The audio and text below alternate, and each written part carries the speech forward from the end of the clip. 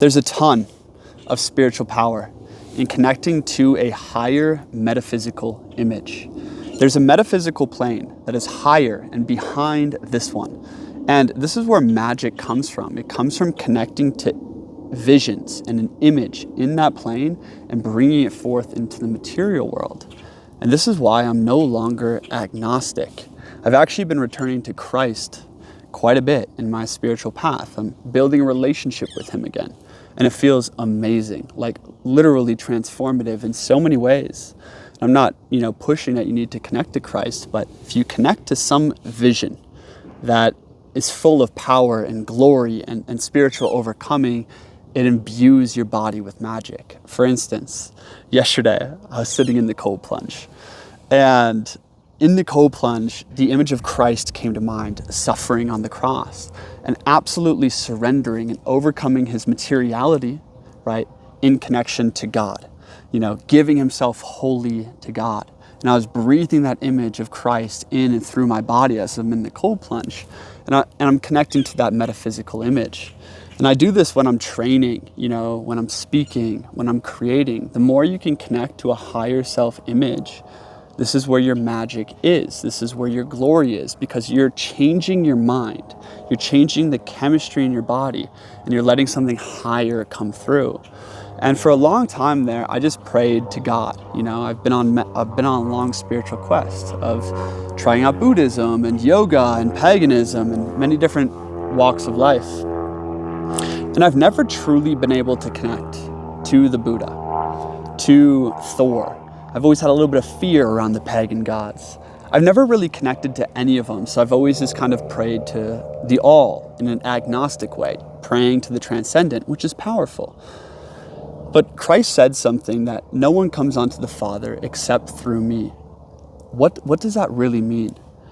I think what it really means is that when you personify God, when God is manifested into a Godhead, whether that is Krishna or Christ or your higher self-image, whatever it is, you have something that can take your hand and lead you, that can guide your thoughts and actions. And life is hard, my friends. Like when you're sitting in the cold plunge, you're going through heartbreak or the temptation to smoke or use drugs or, fall into lust. Like when these things overcome you, if you have a personal relationship to a guide that is there with you, that is in your heart and in your mind and in your body, you have the power to overcome yourself.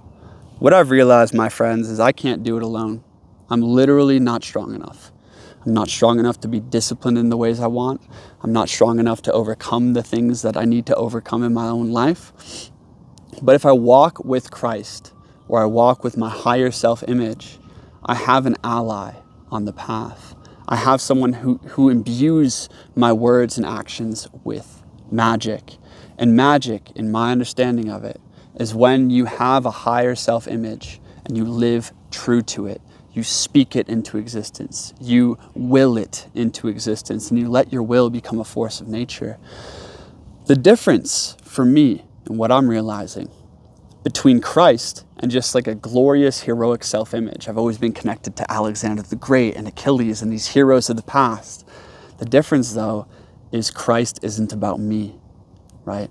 Christ is about surrender to the higher spiritual world and love for all of humanity. It's about love and virtue for all. It's more so, it's a transpersonal thing. It's more selfless.